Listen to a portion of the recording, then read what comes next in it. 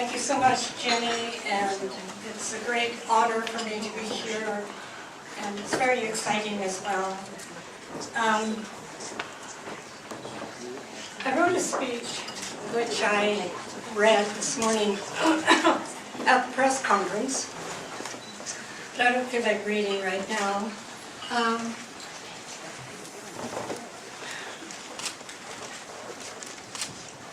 I just wondering where to begin because my head is so full and my heart is so full.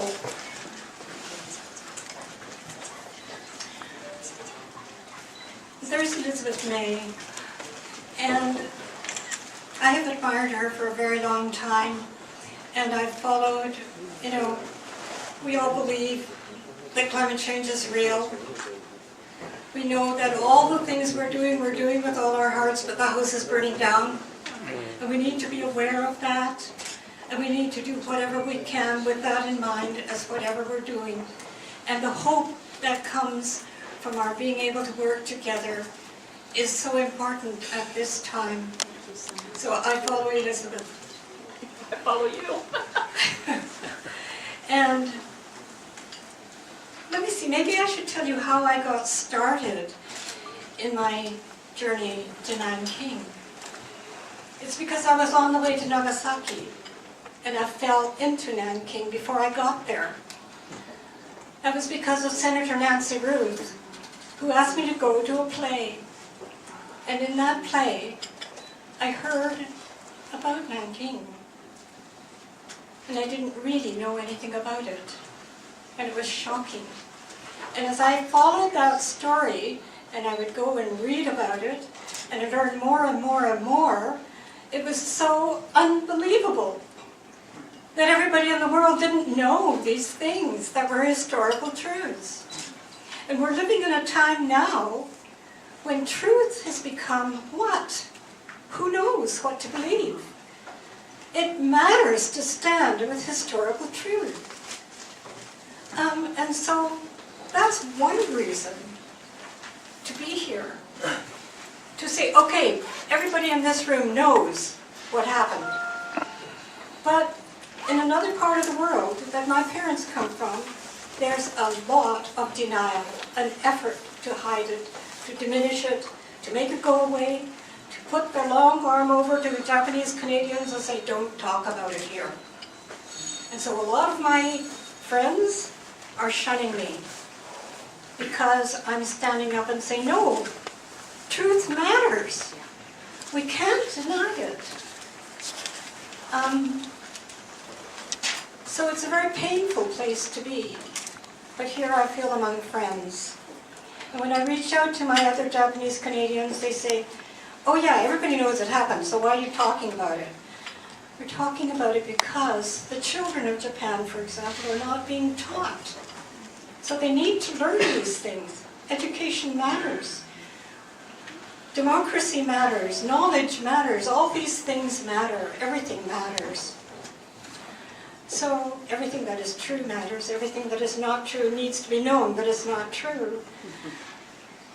But what do we do when people are still walking the flat earth and saying it's a flat earth society and they believe that? What do we do with that? As long as they're human beings, I think we have to acknowledge that we are all human beings. We all don't know everything.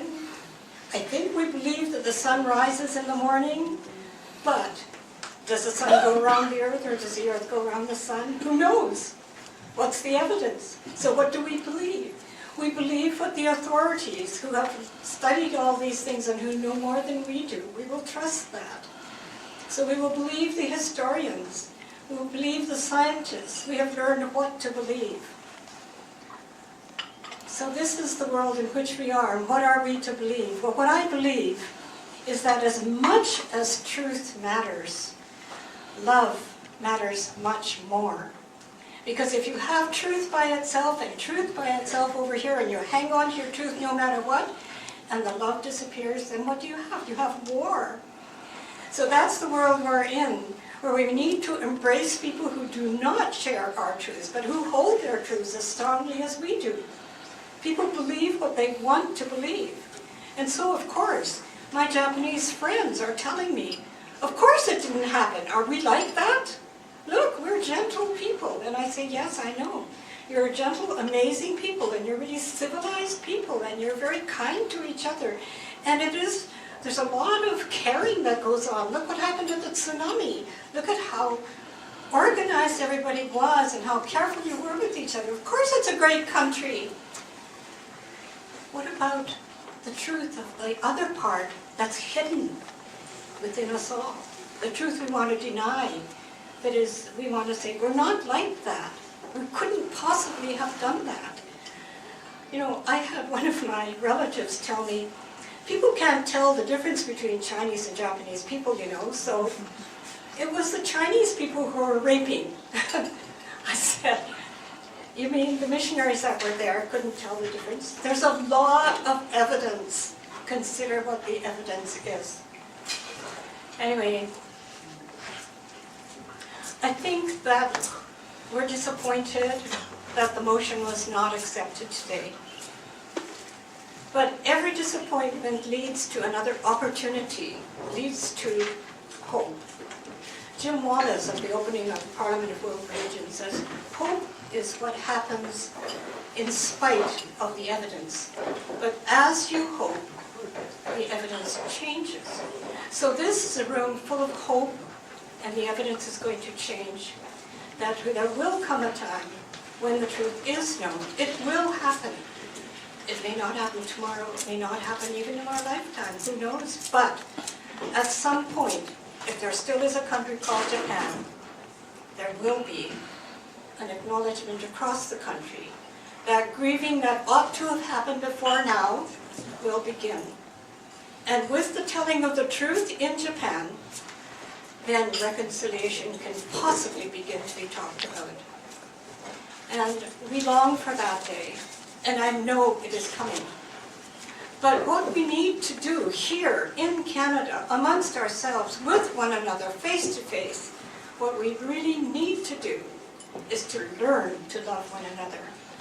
Like, even in my community, where love ought to be taken for granted, I feel the most estranged.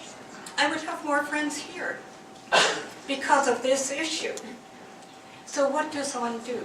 Do I reject my community? Do I reject Japan because of all the pain? No, you carry it. You say, I will never let it go. This is my family here, and this is my family here, and I will hold both.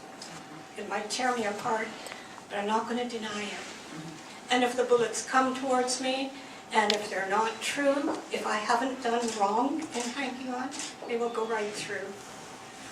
It's redemptive, really, to be held guilty for a crime that you did not commit. And I know that what happened to Japanese Canadians was wrong, because it wasn't Japanese Canadians that were at war with Canada back then. We were citizens here. And what happened to us was that our community was deliberately destroyed by government decree. Our community was scattered across the country. And today, Japanese Canadians are a minority amongst minorities. If you think who's stronger in Canada today, the Chinese or the Japanese, just look and see. There's not one MP. We're very, very weak. I think there's a lot of mental illness in our community as a result of the isolation that we all went through. But I think what can happen is a demonstration of love from within the more powerful Chinese community today towards the Japanese Canadians who are today weaker. It may not have been true in the past that Japan was a strong country, still is a strong country. But there needs to be a recognition of all these individual differences amongst us. Within the Chinese community, I know there are as many factions as there are anywhere else. And there is a need for reconciliation, for acknowledgement, for understanding these differences. But what I'm calling for today from this room full of people is look at the weakness of this community, make friends, face to face, and establish the love before you start talking about the different truths. And that's what I'm telling myself, because people are seeing me The Japanese Canadian community, by and large, is seeing me as an enemy of Japan because I'm standing for this truth. And I don't see myself as an enemy of Japan because I'm hanging on and I'm declaring my love and I'm saying it over and over. I'm not denying this. And this is what I long for here. And I have that kind of friendship here with some of you. And I think that more of my community, if they could experience face-to-face relationships with you, and those relationships are based on love, then I think that we will see a change, a real change. It needs a demonstration in the world today that there is one country where these ancient animosities can be overcome, and I think that's our calling. That we owe it to this country to do the best that we can, and we do that by loving each other. And I think that's the only way we can go.